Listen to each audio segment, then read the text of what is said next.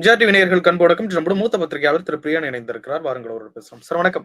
வணக்கம் சார். தமிழக வெற்றி கழகத்தில் விடுதலை சிறுத்தைகள் கட்சியின் முன்னாள் பொதுச் செயலாளர் ஆதவ் அர்ஜுன் அவர்கள் தன்னை இணைத்துக் கொண்டுள்ளதாக தகவல்கள் வெளியாகி இருக்கின்றன. விஜய் அதிகாரப்பூர்வமாக அறிவிப்பார் என்று எதிர்பார்க்கப்படுகிறது. எப்படி பாக்குறீங்க இந்த இணைப்பை? இல்ல, அவர் தன்னை இணைத்துக் கொண்டாருன்னா அவர் கட்சியில சேர்ந்தார் அப்படி மாதிரியான விஷயங்கள் நடந்த மாதிரி தெரியல. ஆக்சுவலா அவரை வந்து ஒரு கன்சல்டன்டா வந்து ஒரு எப்படி வந்து கட்சிகள்லாம் வந்து அப்பாயின்ட் பண்றாங்களோ அந்த மாதிரி ஒரு அவுட் சோர்ஸ் ஏஜென்சியை அவர் அப்பாயின்ட் பண்ணி அவருடைய வாய்ஸ் ஆஃப் காமன்ஸை பயன்படுத்தி கொண்டு கட்சியோட கட்டுமானங்கள்லாம் எப்படி நம்ம அதெல்லாம் வந்து எக்ஸ்பேண்ட் பண்றது எப்படி, அப்புறம் கட்சியோட நடவடிக்கைகள் எப்படி கொண்டு போனால் சரியா வரும், விஜயோடைய அந்த இமேஜ் எப்படி இம்ப்ரூவ் பண்றது போன்ற விஷயங்களுக்காக வாய்ஸ் ஆஃப் காமன்ஸோட ஒரு அக்ரிமெண்ட் போட போறாங்கன்னு தான் கேள்விப்பட்டேன் நான். அவர் வந்து ஆதவ் அர்ஜுனா கட்சியில இணையதாரான்னு தெரியல எனக்கு. பட் அந்த கட்சிக்கான ஒரு வேலை செய்யறதுக்கான ஒரு ஏஜென்சியா ஐபேட் மாதிரி ஒரு ஏஜென்சி மாதிரி ஒரு ஒர்க் பண்ண போறாரு. இல்ல இப்ப அதுக்கு என்ன வித்தியாசம்? எப்படியா இருந்தாலும் விஜய்க்கு உதவியா இருக்க போறாரு. கட்சியை வளர்க்கறதுக்கு இன்னைக்கு கட்சியில சேர்ந்தாருன்னா இன்னைக்கு விஜய்க்கு உதவியா இருப்பாரு. நாளைக்கு வேற ஒரு கட்சிக்கு போக முடியுமா அவரால்? கட்சியில இருந்து ரிசைன் பண்ணிட்டு தானே போனோம். அவர் வந்து போன வாட்டி யாருக்கு ஒர்க் பண்ணாரு, இந்த வாட்டி யாருக்கு ஒர்க் பண்றாரு, விடுதலை சிறுத்தைகளுக்கு ஒர்க் பண்ணாரு, இப்ப அங்கே நீங்க வந்துட்டாரு. நாளை கட்சியில சேர்ந்தாருன்னா கட்சியை ரிசைன் பண்ணிட்டு தான் போனோம். அதனால வந்து ஒரு ஏஜென்சியா ஒர்க் பண்றாரு, அவ்வளவுதான்.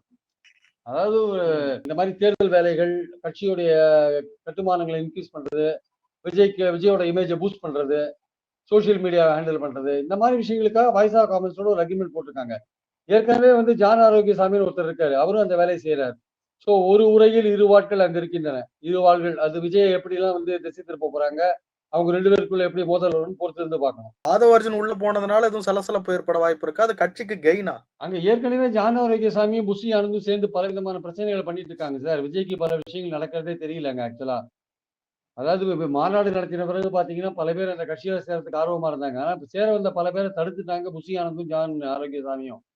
அதனால அவங்க ரெண்டு பேருக்குள்ள ஒரு இன்ட்ரெஸ்ட் இருக்கு, அதுக்காக அவங்க வேலை செய்யறாங்க. அதே மாதிரி கட்சிகள் ஆட்கள் போடுறதுல பல விதமான குளறுபடிகள் நடந்துட்டு இருக்காங்க. பல மாவட்டங்கள்ல வந்து காசு வாங்கிட்டு போடுறாங்கன்ற பிரச்சனைகள்லாம் ஓடிட்டு இருக்கு ஆக்சுவலா. ஸோ விஜய் வந்து இப்ப கிட்டத்தட்ட ஒரு 25-30 மாவட்டத்துக்கு போட்டிருக்காரு, மொத்தம் 120 மாவட்டங்கள். அவரா நேரடியா போடுறதா சொன்னா கூட அவரோட தலையீடு அவர் வந்து இதை கண்டுக்கிறது கிடையாது.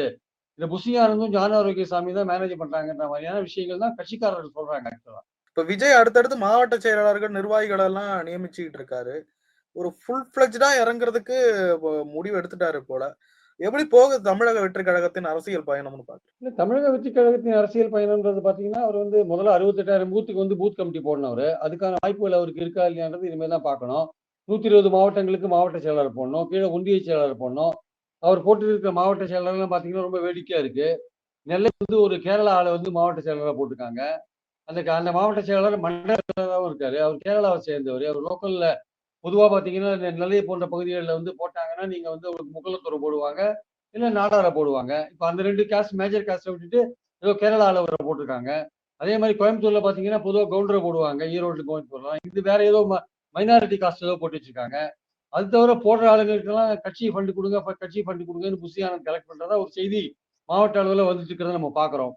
ஸோ அதனால வந்து எந்த அளவுக்கு விஜய் நேரடியா இந்த அப்பாயின்மெண்ட்ல சம்மந்தப்பட்டிருக்காரு, நாளைக்கு வந்து எலெக்ஷன்ல நீங்க டிக்கெட் கேட்குற யாருக்குமே வந்து எந்த அளவுக்கு வந்து விஜயோட நாலேஜோட அந்த கேண்டிடேட் போட போறாங்க, விஜய்க்கும் நிர்வாகிகளுக்கும் தொடர்பு இல்லை சார். நடுவில் வந்து புஷி ஆனந்தும் ஜான் ஆரோக்கியசாமியும் நிறைய விளையாடிட்டு இருக்கிறதா கட்சிக்காரர்கள் நம்ம கிட்ட சொல்றாங்க. ஆக்சுவலா கட்சிக்காரர்கள் நிறைய பேர் நம்ம கிட்ட சொல்றாங்க. கட்சிக்கு போஸ்டிங் சென்னையில வந்து ஒரு ஒன்றிய செயலருக்கு வந்து 20 லட்சம் ரூபாய் கேட்கறாங்களாம், 20 lakhs கேட்டா பார்ட்டி ஃபண்டுன்றாங்களாம். அதை வந்து புஷி ஆனந்த் சொல்றாங்க, நீங்க வந்து மாவட்ட செயலர்கிட்ட கொடுத்துருங்க, அவர் பார்த்துப்பாரு அப்படின்றாங்களாம். 20 lakhs கொடுத்துதான் அப்பாயின்மெண்ட் அப்படியே ஒன்றிய செயலர் போஸ்டே சென்னை. விஜய் அவர்களுடைய நாலேஜுக்கு போய் நடக்குதா இல்ல அவருடைய விருப்பம் தெரியல. விஜய்க்கு வந்து எந்த விதமான பண பிரச்சனையும் பற்றாக்குறை இருக்காது. ஆனா இடையில யார் பண்றாங்கன்னு தெரியல. கட்சிக்காரர்கள் சொல்வது என்னன்னா, சார் ஒன்றிய செயலாளருக்கு 20 லட்சம் கேட்கறாங்க சார். போட்ட மாவட்ட செயலாளர் ஒருத்தர் கூட அந்த லோக்கல்ல உருப்படியான ஆட்கள் கிடையாது. பொதுவா ஜாதி ரீதியா போடுவாங்க, இல்ல அந்த ஊர்ல செல்வாக்கு மிக்கவரை போடுவாங்க. அது ரெண்டுமே இல்லாத, ரெண்டு கண்டா இல்லாத மூணாவது ஒரு ஆளை போடுறாங்க. இது வந்து எப்படி கட்சியை வளர்க்கறதுக்கு உதவியா இருக்கும்? அதுவும் கிட்டத்தட்ட வந்து Thangam Thennarasu and KKS sir இருக்கிற விருதுநகர் மாவட்டத்துல ஊர் பேர் தெரியாத ஒருத்தர் மாவட்ட செயலராக போட்டிருக்காங்க. அவ்வளவு பெரிய ஆட்களை எடுத்து எப்படி இவங்க பாலிடிக்ஸ் பண்ணுவாங்க? அங்க பாத்தீங்கன்னா வந்து உங்களுக்கு ராஜேந்திர பாலாஜி போன்றவங்கலாம் இருக்காங்க ADMKல. இவங்க எப்படி பாலிடிக்ஸ் பண்ண முடியும்? ஸோ ஒரு நல்ல கெத்தான ஒரு ஆளை போட மாட்டேங்கிறாங்க. போடுற ஆளும் ரொம்ப சாதாரண ஆட்களா இருக்காங்க. அவங்களால வந்து எஃபெக்டிவா பாலிடிக்ஸ் பண்ண முடியாதுன்னு சொல்றாங்க கட்சிக்காரங்க. இப்ப ஆதவ அர்ஜுன் உள்ள போயிருக்கிறாரு. நெறைய தேர்தல் வியூக வகுப்பாளரா அவரு இதுக்கு முன்னாடி பயணம் செஞ்சிருக்காரு. இவர் உள்ள போனதுனால, அது தமிழக வெற்றி கழகத்துக்கு ஒரு ஆடட் அட்வான்டேஜா வருங்காலங்கள்ல தேர்தல் அரசியல்ல ஒரு பெரிய அளவுல கை கொடுக்கும்னு நம்புறீங்க? இல்ல கண்டிப்பாக. அதாவது இப்போ தேர்தல்ல விஜய் வந்து தன்னுடைய சொந்த செல்வாக்குல வெற்றி பெறதுக்கான வாய்ப்புகள் ரொம்ப ரொம்ப இருக்கு. முதல் எடுத்த உடனே அவர் வந்து ஆட்சி அமைக்கிறதுக்கான வாய்ப்புகளும் ரொம்ப குறைவு. அவர் வந்து எடுத்த உடனே வந்து ஏதோ கூட்டணி அமைக்க வேண்டிய கட்டாயத்துல இருக்கார். அவர் என்ன மாரி கூட்டணி அமைப்பார் அவரு? அவருக்கான வாய்ப்புகள் என்ன? அவர் பாஜகவ கொள்கை எதிரின்றாரு. ஸோ பாஜக இருக்கிற அணியில அவர் சேர முடியாது அவரு. அப்போ சீமான் வந்து தனியா போறேன்னு சொல்றாரு. சீமானுக்கும் இவருக்கும் சீமான் என்னெல்லாம் சொல்லிட்டார் விஜய்ன்னு தெரியும். நடு ரோட்ல லாரி அடிப்பீங்கன்ற அளவுக்கு சொல்லிட்டாரு. 2வது விஜய் வந்து பெரியார வந்து வழிகாட்டியா வச்சிருக்காரு. சீமான் பெரியார கடுமையா எதிர்த்துட்டு இருக்காரு. அவரோட சேர்றதுக்கான வாய்ப்புகள் ரொம்ப ரொம்ப குறைவு. அப்ப மிஞ்சி போனா ஏடிஎம்கேவோட சேர்றதுக்கான வாய்ப்பு இருக்கு. ஆனா ஏடிஎம்கே வந்து விஜய் வைக்கிற டிமாண்ட் வந்து பயங்கர அதிகமா இருக்கு. முதல் அவர்ட்ட டெப்டி சீஃப் மினிஸ்டர் அப்படின்ற விஷயத்த ஆரம்பிச்சு அவர் சொல்றாராம், "ஏங்க நான் முதலமைச்சர் கேண்டிடேட்டுங்க" அப்படின்னு அவர் சொல்றாராம். யாரு? விஜய் சொல்றாராம். அதனால அவர்ட்ட வந்து ஏடிஎம்கே வந்து நெகோஷியேட் பண்ண முடியுமான்றது டவுட்டான ஒரு விஷயமா இருக்கு. ஸோ அவர் யாரோட அவர் கூட்டு சேருவார் அப்படின்றது ஒரு நிச்சயமா. தனியா போனாருன்னா அவருக்கு எத்தனை பெர்சன்டேஜ் ஓட்டு கிடைக்கும்? 8லேருந்து ம். 12% ஓட்டு கிடைக்கும். சீமான் ஓட்டு குறையும், இவரோட ஓட்டு ஏறும் அப்படின்றதுதான் பொதுவான இதா இருக்கு. ஆனா சில தேர்தல் ம். விற்பனர்கள் ஏதோ சீமான் வந்து அந்த ஓட்ட வாங்கிடுவாரு, இந்த ஓட்ட வாங்கிடுவாரு, பாஜக ஓட்ட வாங்கிடுவாரு, ஏடிஎம்கே ஓட்ட வாங்கிடுவாரு, பாமக ஓட்ட வாங்கிடுவாரு, தேமுதிக ஓட்ட வாங்கிடுவாருன்னு ஏதோ உலகத்துல இருக்கிற ஓட்டு எல்லாமே சீமானுக்கு போற மாதிரி ஒரு கதையை கட்டிட்டு இருக்காங்க. சில அரசியல் விற்பனர்கள்லாம். அதெல்லாம் சும்மா சரியான ஒரு அணுகுமுறை கிடையாது. சரியான ஒரு அசஸ்மென்ட் கிடையாது. விஜய் தனியா போறாரு, சீமான் தனியா போறாருன்னா, சீமான் டிராஸ்டிக்கா குறைஞ்சிருவாரு. விஜய் ஏறுவாரு. ஏறுனதெல்லாம் வந்து 8லேருந்து 12 சீமானோட ஓட்டு தான். திமுக, அதிமுக பிடிக்காதவங்க கொஞ்சம் போடுவாங்க. பாஜக பிடிக்காதவங்க கொஞ்சம் ஓட்டு போடுவாங்க. ஆல் டுகெதர் ஒரு 12% ஓட்டுல அவர் நிப்பாருன்னு தான் கருத்து. ஆக்சுவலா என்னோட கருத்து. விஜய் அவர்கள் அவர்களோட இப்போ ஆதவ அர்ஜுனும் ஒரு டீலிங் போட்டிருக்காரு. அக்ரீமெண்ட் மாரி போட்டிருக்காங்க. கட்சியில இணையலான்னு சொல்றீங்க. இது எப்படி வணிக ரீதியிலான ஒப்பந்தமா சார்? ஆமா சார். எல்லாமே மணி தான் சார் இப்போ. இதெல்லாம் தேர்தல் வியூக வகுப்பாளர்கள்லாம் பைசாக்காக தானே வேலை செய்றாங்க. இல்ல இப்போ ஏடிஎம்கேல விஜய் சும்மா கிட்ட வேலை ஆதவ செஞ்சாரா அர்ஜுன் ஆதவ அர்ஜுன்? அவர்கள் டீலிங் போட்டு அது வணிக ரீதியிலான அவர் பணம் வாங்குற நிலைமையில தான் இருக்காரா? சார் அவர் பணம் வாங்குறாரா இல்லையா சார்? சர்வீஸ் சார்ஜ் இருக்குல்ல. சார் திமுகல வேலை செஞ்சாரு. பணம் குடுக்காம இருந்திருப்பாங்க அவருக்கு. இல்ல விடுதலை விசிகேல வேலை செஞ்சாரு. சிறுத்தைகளுக்கு பணம் அப்படி குடுக்காம பெரிய இருந்திருப்பாங்க. அளவுல இருந்த மாரி தெரியலையே. சபரீஷனோட க்ளோஸா ஒர்க் பண்ணாரா சார் அவரு? பார்லிமென்ட் எலக்ஷன்ஸ்ல? இல்ல விடுதலை சிறுத்தைகள்ல சில காலம் இருந்தார்ல. அப்போ அதுல அப்படி அப்படி இருந்திருப்பாரான்னு ஐடியா இல்லையே. கண்டிப்பா. அது சார் ஒரு வியூக வகுப்பாளர்னா வாய்ஸ் ஆஃப் காமன்ஸ் எதுக்கு சார் வச்சிருக்காரு? அது வந்து ம். தேர்தல் வியூகங்கள வகுக்கிற ஒரு அமைப்பா தானே கன்வெர்ட் பண்றாரு அவரு. அவர் கையில ம். டேட்டாலாம் கலெக்ட் பண்ணி வச்சிருப்பாரு. அந்த டேட்டா வச்சு ஒர்க் இல்ல பண்ணுவாரு. விடுதலை விஜய்க்காக புது சிறுத்தைகளோட டேட்டா கொள்கை உருவாக்குவாரு. அடிப்படையில இருந்தாருங்க சார். விடுதலை சிறுத்தைகளோட கொள்கை அடிப்படையில இருந்து அந்த கட்சிய வளர்க்கறதுக்காக முயற்சி செஞ்சுட்டு இருந்தாரு. அதே அடிப்படையில தமிழக கொள்கை வெற்றி அடி கழகத்தோடயும் இருக்கலாம்ல. கொள்கை அடிப்படையில இருந்தா ஒரு தனிநபர் மோதல்ன்றது தனிநபர பிடிச்சு போறதுன்றது வேற, கொள்கை அடிப்படையில வேற. நீங்க கொள்கை அடிப்படையில போய் அவர் கூட சேர்ந்தீங்கன்னா, நீங்க விலகி வர வேண்டிய அவசியமே இல்ல. தலைமைக்கு கட்டுப்பட்டு ஒழுங்கா இருந்திருப்பீங்க. எதுக்கு வீணா பிரச்சனைய கிளப்பினீங்க? எதுக்கு வந்து திமுக மோதினீங்க? கொள்கை பிசிகல இருந்தீங்கன்னா, தலைமை பதவியேற்று ஒழுங்கா இருந்திருப்பீங்கல்ல. நீங்க ஒழுங்கா இருந்திருப்பீங்கல்லங்க. ஏன் வந்து அ திருமாவளவனோடயே மோதினீங்க? ஏன் வந்து அவர வச்சுட்டு நீங்க வந்து விஜய வச்சு கூட்டங்கள் ஏற்பாடு பண்ணீங்க? ஏன் வந்து விஜய ஒரு பெரிய தலைவரா வந்து உருவகப்படுத்தி நீங்க மேடைகள்ல பேசுனீங்க? அப்ப நீங்க கொள்கை அடிப்படையில சேர்ந்தீங்கன்னா, விசிகல கன்டின்யூ பண்ணியிருக்கலாமே. தலைவர் முக்கியம் இல்ல, தத்துவம் தான் முக்கியம்னா விசிகலே கன்டின்யூ பண்ணியிருக்கலாமே. ஏன் பண்ணல? எல்லாமே வியூக வகுப்பாளர் சார். அவருக்கு ஒரு ஏதோ இன்ட்ரெஸ்ட் இருக்கு அவருக்கு. அவருக்கு ஒரு பொலிட்டிக்கல் இன்ட்ரெஸ்ட் இருக்கலாம். தான் ஒரு எம்பி ஆகணும்னு நினைச்சு டிஎம்கே சைடு போனாரு. அங்க அவருக்கு வாய்ப்பு இல்ல. விசிகே வந்தாரு. அங்கேயும் வாய்ப்பு இல்ல. இப்ப விஜய் சைடு போயிருக்காரு. ஒரு தேர்தல் வியூக வகுப்பாளரா போனா, அது ஏதாவது அவங்க பண்ணுவாங்க நமக்குன்னு எதிர்பார்க்கிறாரு அவ்வளவுதான். கட்சியில சேர்ந்தாருன்னா, விஜய் கட்சிய விட்டு அடுத்த கட்சிக்கு போறதுக்கு ரிசைன் பண்ணிட்டுலாம் போனவர். இல்ல அவங்க வெளியேத்தணும். கட்சியில சேருவதற்கான வாய்ப்புகள் ரொம்ப ரொம்ப குறைவு என்பது என்னுடைய கருத்து. விடுதலை சிறுத்தைகள் கட்சியிலிருந்து தமிழக வெற்றி கழகத்திற்கு ஆதரவு அளித்து செல்கிறார் என்றால், இதனால விடுதலை சிறுத்தைகள் கட்சிக்கு எதுவும் பாதிப்பு இருக்குன்னு நினைக்கிறீங்களா? ஏன்னா ஒரு பாதிப்பும் ஆதவ அர்ஜுன் கிடையாது. கருத்தோட ஒத்து போறவங்கலாம் கட்சிக்குள்ள இருக்காங்க அப்படின்ற மாரிலாம் சொல்லிட்டு இருந்தாங்க. அந்த அப்படிலாம் சொல்லியிருந்தாங்க சார். ஏதோ திமுக விட்டு பிரிஞ்சு வந்துரணும், கூட்டணி விட்டு விலகி வந்துரணும், விஜயோட சேரணும். இந்த மாரிலாம் ஏதோ ஒரு கதை ஒரு ஒரு ஒரு திட்டமிட்டு சில விஷயங்கள உருவாக்க பார்த்தாரு ஆதவ அர்ஜுன். திருமாவளவன் முழிச்சுட்டாரு. இதுக்கு பின்னாடி ஏதோ ஒரு சதி இருக்கு. இதுக்கு பின்னாடி பாஜக சதி இருக்கு. அவங்க முழிச்சுட்டாங்க. அதனால வந்து டக்குனு அவர கட் பண்ணி விட்டு வெளில அனுப்பிச்சுட்டாங்க அவ்வளவுதான். ம். அதனால இப்ப விடுதலை சிறுத்தைகளுக்கு இதுல எந்த ஒரு பாதிப்பும் இல்லன்னு நினைக்கிறீங்க? விஜய் ஆதவ அர்ஜுன் போனதுனாலயும் எந்த பாதிப்பும் இல்ல. அங்க போய் இருந்ததுனாலயும் என்ன சார் இதுக்கு முன்னாடி விடுதலை சிறுத்தைகள் 30 வருஷமா இருக்காங்க சார் ஃபீல்ட்ல. அவங்க நடத்தாத மாநாடா, அவங்க நடத்தாத ஆர்ப்பாட்டமா, அவங்க நடத்தாத போராட்டமா, ஆதவ அர்ஜுன் போய் தான் விடுதலை சிறுத்தைகள் வளர்த்தாரா? அது திருமாவளவனுக்காகவும் அந்த தத்துவங்களுக்காகவும் அந்த கொள்கைகளுக்காகவும் இருக்கிற கட்சி சார் அது. அதுல ம். ஆதவ அர்ஜுன் போய் என்ன வளர்த்தார சொல்ல முடியும் நீங்க? சும்மா ஒரு இல்ல 4 பேரை வச்சுட்டு ஆதவர்ஜுனுடைய சோசியல் மீடியால பிரச்சாரம் திராவிட முன்னேற்ற கழகத்துக்கு எதிராக சில விஷயங்கள முன்வைப்பாரு. விடுதலை சிறுத்தைகள் கட்சிக்கு நடந்த அநீதிகள சில இத முன்வைப்பாரு. அப்படின்றப்ப அந்த ஒரு வாக்குகள் டிரான்ஸ்ஃபர் ஆக வாய்ப்பு இருக்குல்ல? சார் விடுதலை சிறுத்தைகளுக்கு நடந்த அநீதிகள் அல்லது இந்த மாரி விஷயங்கள்லாம் வந்து திமுகவுக்கு எதிரா போத்துற விஷயங்கள் எல்லாமே வந்து இன்னைக்கு ஓட் பேங்க்ல வந்து டிஎம்கே கூட்டணி கட்டுக்கோப்பா இருக்கு. அதுக்குள்ள இருக்கிறவங்களுக்கு கருத்து வேறுபாடு இருக்கு. திமுக கூட்டணி கட்சிகள்ல கருத்து வேறுபாடு இருக்கு. அது தேர்தலும் போது அந்த கூட்டணி கட்டுக்கோப்பா இருக்குமா? அல்லது அதுல ஏதாவது பிளவுகள் இருக்குமான்றது அப்பதான் தேர்தலும் போது தான் தெரியும். இன்னைக்கு வரையும் கட்டுக்கோப்பா இருக்கு. அதுக்கு எதிர்க்க வந்து எந்த அணியும் கட்டுக்கோப்பா இல்ல. அப்படி இருக்கும்போது திருமாவளவன் எதுக்கு இப்ப திமுகவ பகச்சுக்கணும் தேவையில்லாம? ஸோ இன்னும் 12 மாசம் இருக்கு. போட்டும் வந்து போகும்போது போட்டும். அந்த சமயத்துல வந்து என்ன மாரியான எதிர்பக்கம் என்ன மாரியான அணிகள் அமையுது? நம்ம திமுக அணி எந்த அளவுக்கு ஸ்ட்ராங்கா இருக்கு? அப்படின்றத பொறுத்து அவங்க முடிவு பண்ணுவாங்க. விஜய் பார்த்து திமுக பதறுகிறது அப்படின்ற ஒரு பார்வைய சிலர் முன்வைக்கிறாங்க. பரந்தூருக்கு போறாரு. பரந்தூருக்கு அவர் போன பிறகு தான் அது பெரிய நியூஸ் ஆகுது. அமைச்சர்கள்லாம் அதுக்கு விளக்கம் குடுக்குறாங்க. வேங்கை வயலுக்கு போகலாம் அப்படின்னு ஒரு தகவல் கசியிற உடனே குற்றவாளிகள கண்டுபிடிச்சாச்சு அப்படின்றாங்க. இப்ப விஜய் ஒரு விஷயத்த செய்றாரு அப்படின்னா, திமுக அரசு ரொம்ப சீக்கிரமா ரியாக்ட் பண்ணுது அப்படின்ற ஒரு பார்வை இருக்கு. அத எப்படி பார்க்குறீங்க? விஜயோடைய செல்வாக்கு என்னன்னே தெரியாது. அவருக்கு ஓட்டு என்ன அவருக்கு செல்வாக்கு நமக்கு தெரியாது. அவருக்கு யார் ஓட்டு போடுவாங்கன்னா, நமக்கு தெரிஞ்சு திமுகவுக்கு எதிரா இருக்கிறவங்க, பாஜகவுக்கு எதிரா இருக்கிறவங்க அவருக்கு ஓட்டு போடுறதுக்கு மைனாரிட்டீஸ் கொஞ்சம் ஓட்டு போடுறதுக்கு வாய்ப்பு இருக்கு. பட் ஒட்டுமொத்தமா ஆட்சிக்கு அளவுக்கு ஒரு ஓட்டு விழுமான்றது சந்தேகம். ஆனால் சமீபத்தில வந்து ஸ்டாலின் அவர்கள் வந்து பேசின ஒரு பேச்சு வந்து விஜய குறி வச்சு தான் பேசினார். கட்சிய ஆரம்பிச்ச உடனேயே சிலருக்கு முதலமைச்சர் கனவு எல்லாம் பிதற்றிட்டு இருக்காங்கன்ற விஜயை தாக்கினார். அதே மாரி சில பேர் வேஷம் போடுறாங்கன்னா, வேஷம் போடுறவங்க யார்? நடிகர்கள் தானே வேஷம் போடுவாங்க. அதுவும் விஜயை தாக்குதல் தான். ஸோ ஸ்டாலின் வந்து விஜயை தாக்கி பேசினார்ன்றது உண்மைதான். ஆனால் திமுகவுக்கு வந்து அஃபெக்ட் ஆகுற அளவுக்கு இன்னும் ஓட் பேங்க் வந்து விஜய்க்கு இருக்கிற மாரி தெரியல. ஸோ அது வந்து பரந்தூருக்கு அவரு போனாரு. அது அவருடைய முதல் சுற்றுப்பயணத்தோட முதல் அடி எடுத்து வச்சாரு அங்க ஆக்சுவலா. அடுத்தது வேங்கவேலுக்கு போறாருன்னா, அது ஏற்கனவே இன்வெஸ்டிகேஷன் முடிஞ்சு அவங்க ஸ்பெஷல் கோர்ட்ல குற்றப்பத்திரிகை அவங்க தாக்கல் பண்ணிட்டாங்க.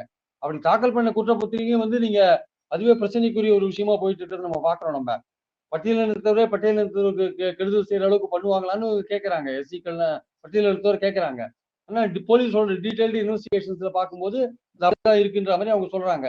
நேத்து மதுரை ஹைகோர்ட்ல என்ன சொன்னாங்க? போலீஸ் வந்து டீடைல்டா பண்ணியிருக்காங்க. இத நீங்க அரசியலாக்காதீங்க இந்த விஷயத்துன்னு கேஸையே டிஸ்மிஸ் பண்ணிட்டாங்க. போராட்டம் நடத்தக்கூடாது. இன்வெஸ்டிகேஷன் சரியா தான் போயிட்டு இருக்குன்றாங்க. சோ அதனால விஜய் வந்து ஒரு முக்கியமான ஒரு எதிர்க்கட்சி ஃபிகரா இருக்கார். அதுல சந்தேகம் கிடையாது. பட் அவருடைய செல்வாக்கு என்னன்னு தெரியாத போது அவர பார்த்து பயப்பட வேண்டிய அவசியம் இல்ல ஆக்சுவலா. பட் கிரவுண்டுக்கு போறப்ப விஜய்க்கு இப்போ எங்க போனாலும் அது ஒரு நியூஸ் ஆகுது. 900 நாள் நடந்து ஒரு போராட்டம். பரந்தூர் போராட்டம். அதுல நெறைய அரசியல் கட்சி தலைவர்கள் போறாங்க. அப்ப அதெல்லாம் நியூஸ் ஆகல. விஜய் போனாருன்னா, அது பெரிய அளவுக்கு நியூஸ் ஆகுது. கள அளவுல விஜய்க்கு மேல ஒரு பெரிய எதிர்பார்ப்பு இருக்கா? விஜய் ஒரு நடிகர்ன்றத மறந்துடாதீங்க சார். விஜய் ஒரு நடிகரா இருக்காரு சார். அவர பார்க்கறதுக்கு என்னைக்குமே ஒரு ஆர்வம் இருக்க தான் செய்யும்.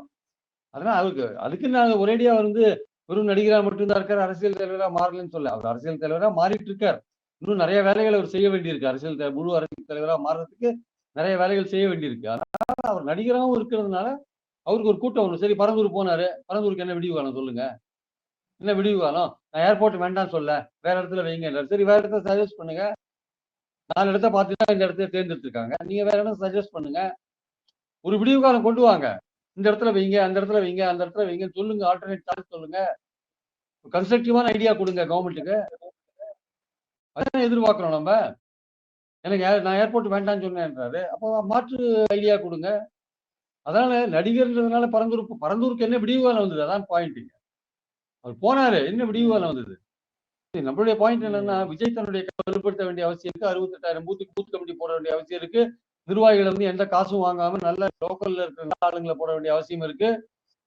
அவங்க கட்சியில குளறுபடி பண்ணிட்டு இருக்கிற ஜான் ஆரோக்கியசாமி, புஷி ஆனந்த், இப்போ வந்து சேர்ந்திருக்கிற ஆதவ் அர்ஜுன் இவங்கெல்லாம் எந்த அளவுக்கு குழப்பம் பண்ண போறாங்கன்னு தெரியல. ஏற்கனவே பல விஐபிக்கள் சேரதுக்கு ட்ரை பண்ணாங்க. காளியம்மாள் சேர ட்ரை பண்ணாங்க. காளியம்மாள் சேர ட்ரை பண்ணல என்னாச்சு? அவங்க நாளைக்கு சேர போறாங்கன்னா, இன்னைக்கு வந்து ஒரு சிட்டிங் வந்து பார்த்து பேசிட்டு போயிட்டாங்க விஜய. பார்த்து பேசிட்டு போன பிறகு அந்த நியூஸ வந்து சீமானுக்கு போட்டு குடுத்தது யாரு? உங்க ம். விஜய் சுத்தி இருக்கிற 2 பேர்ல ஒருத்தர் தானே போட்டு குடுத்தாங்க. அப்புறம் சீமான் ம். உடனே பேசி 2 பேர் ஆரியம்மாள் போக அவர்கள் 5 விஜய் பேர் போய் சந்திச்சுட்டு வந்திருக்காரு. சந்திச்சாங்க. சந்திச்சு அடுத்த நாள் ஜாயின் பண்ணும்போது விஜய்க்கு சொல்லி விட்டாங்க நியூஸ. விஜய்க்கு சுத்தி ம். இருக்கிற 2 பேர் சொல்ட்டாங்க அந்த சீமான்ட்ட விஷயத்த. காளியம்மாள் ம். போறாங்கன்ட்டு. போய் பார்த்துட்டு வந்துட்டாங்கன்ட்டு. பழனிமாணிக்கம் ஜாயின் பண்ண வந்தாரு. அத யாரு வந்து திமுக ம். சர்க்கிள்ல சொன்னது யாரு? விஜய் சுத்தி இருக்கிற 2 பேர்ல ஒருத்தர் தானே. சொல்லிட்டு உடனே திமுக தலைமை முடிச்சுட்டு பழனிமாணிக்கத்துக்கு ஒரு அவார்டு கொடுத்து அவரை வந்து சைலண்ட் பண்ணினாங்க. கே.எஸ். ராதாகிருஷ்ணன் வழக்கறிஞர் இவங்களுக்கு இப்ப கட்சியை பதிவு பண்ண டெல்லிக்கு போனாங்க. அவங்களுக்கு பதிவு பண்றதுல பல பிரச்சனைகள் வந்தது. அவர் டெல்லிக்கு போய் ஒரு வாரம் உட்காந்து பதிவு பண்றதுக்கு வேண்டிய எல்லா ஏற்பாடு பண்ணிட்டு விஜயை போய் பார்த்து விஜய்கிட்ட வந்து கட்சி கட்டமைப்பு எப்படி இருக்கும்னு 1 மணி நேரம் அவருக்கு கிளாஸ் எடுத்து எல்லாம் பண்ணாரு. கடைசியில இவர் வந்தாருன்னா நம்ம கந்தலாயிடுன்னு சொல்லிட்டு அந்த 2 பேர் சுத்தி இருக்கிற 2 பேர்ல 2 பேரும் போய் போட்டு கொடுத்தாங்க விஜய்கிட்ட. அவர் சேரவே முடியல. கடைசியில அவர் ஒதுக்கப்பட்டார், ஓரம் கட்டப்பட்டார். ஐஆர்எஸ் ஆபீசர் அருண்குமார் ஒருத்தர் இருக்காரு. அவர் வந்து என்ன பண்றாரு, 2020 வந்து விஜய் வந்து ரைடு பண்ணும்போது அதுல ஒரு ஆபீசரா இருந்தாரு. இன்னைக்கு வந்து விஜய்க்கு க்ளோஸா இருக்காரு. அவர் விஜய்க்கு ஐடியாலாம் கொடுத்துருக்காரு. அவர் ஒரு பக்கம் வந்து அவரோட ஐடியாலாம் எழுதிட்டு இருக்காரு. மொத்தத்துல விஜய் யாரும் பார்க்க முடியல. ஜான் ஆரோக்கியசாமி, புஷி ஆனந்த், அருண் ராஜா அவர் தான் பார்த்துட்டு இருக்காங்க. வேற யாரும் பார்க்கல. அவங்க குளறுபடி பண்றாங்க. யாருமே சேர முடியல. ஜெயந்தி நடராஜன் காங்கிரஸ் சேரணும் பார்த்தாங்க. கிட்டத்தட்ட சேர்ற லெவல்ல வந்தபோது அவர்கிட்ட போய் என்ன சொல்லிட்டாங்க விஜய்கிட்ட, அவர் அந்த அம்மாவை சேர்த்தீங்கன்னா ராகுல் காந்திக்கு பிடிக்காது அப்படின்னு சொன்னாங்க. உடனே விஜய் வாபஸ் வாங்கிட்டார். வேணாம் சேர வேணாம்னு சொல்லிட்டார். இது மாதிரிலாம் நடந்திருக்கு சார் அந்த கட்சியில. விஜய்க்கு இதெல்லாம் தெரியுமா தெரியாதா நமக்கு தெரியாது. இதெல்லாம் அந்த கட்சிக்காரங்க தான் நமக்கு சொல்றாங்க.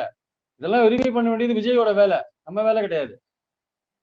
நான் இது வெளிப்படையா அவங்க முக்கியமான புகாரர்கள் அவங்க கிட்ட சொன்னதை உங்ககிட்ட சொல்றேன் நான். அப்ப விஜய் எப்படி கட்சியை கொண்டு போறாரு? பாத ஒரிஜினல் வேற வந்திருக்காரு. Too many cooks spoil the ஃபுட்னு ஆங்கிலத்தில் ஒரு பழமொழி இருக்கு. ரொம்ப சமயக்காரங்க வந்து சாப்பாட்டை கெடுத்துருவானுங்க. அதுதான் பாயிண்ட். என்ன பண்ண போறீங்க அப்போ? விஜய்க்கு நேரடியா நடக்கிற விஷயங்கள் எதுவுமே தெரியலன்றாங்க வெளியில. ஒரு கூட்டணி வச்சோ கூட்டணி இல்லாமலோ தேர்தல்ல 2026ல வெற்றி பெறுவோம் அப்படின்ற நம்பிக்கையில விஜய் பேசிட்டு இருக்காரு. அது எந்த அளவுக்கு அந்த எதிர்பார்ப்பு சாத்தியப்படும் நினைக்கிறீங்க? நிச்சயமா அதுக்கு அந்த ஒரு கூட்டணி அமைஞ்சாலே தவிர வந்து அவருக்கு இப்ப பாருங்க நான் சொல்ற மாதிரி ஒரு அதிமுக பாஜக கூட்டணி அமைஞ்சிட்டு வச்சுக்கோங்க. அது அதிமுக பாஜக பாமக தேமுதிக தினகரன் ஓபிஎஸ் எல்லாம் இருந்தாங்கன்னா அந்த கூட்டணி வந்து பலமான கூட்டணி ஆயிடும். சீமானும் ஓரம் கட்டப்படுவார், விஜயும் ஓரம் கட்டப்படுவார். திமுகவுக்கு எதிர் போட்டிகள் எல்லாம் அங்க போயிடும். அப்ப விஜயும் ஓரம் கட்டப்படுவார். அதிமுக விஜயோட கூட்டணி போகணும்னா விஜயோட டிமாண்ட் வந்து அதிமுக ஏத்துக்கணும். அது அதிமுக ஏத்துக்குமான்னு தெரியாது. அவர் வைக்கிற டிமாண்ட். அவருடைய செல்வாக்கு என்னன்னு தெரியாத போது அதிமுக அப்படி டிமாண்ட் ஏத்துக்க முடியும். அதிகாரத்தில் பங்களிப்பு, ஆட்சியில் பங்கு, அதிகாரத்தில் பங்கு கொடுப்பாரா எடப்பாடி? இதெல்லாம் பிரச்சனையா இருக்கு. இதெல்லாம் விஜய் எப்படி சமாளிக்க போறாரு? ஒரிஜினல் என்ன ஐடியா சொல்ல போறாரு? ஜான் ஆரோக்கியசாமி என்ன ஐடியாவை கொண்டு வர போறாரு? அந்த அருண் ராஜு அவரு அந்த ஐஆர்எஸ் ஆபீசர் அவர் என்ன ஐடியா கொடுக்க போறாரு? இதெல்லாம் பல விஷயம் இருக்குல்ல. சோ எல்லாரும் சேர்ந்து குழப்ப போறாங்களா? உருப்படியான வழியை காட்ட போறாங்களா விஜய்க்குன்னு தெரியல ஆக்சுவலா. சார் நிறைய விஷயங்களை பகிர்ந்து கொண்டீங்க. ரொம்ப நன்றி சார். தேங்க்யூ.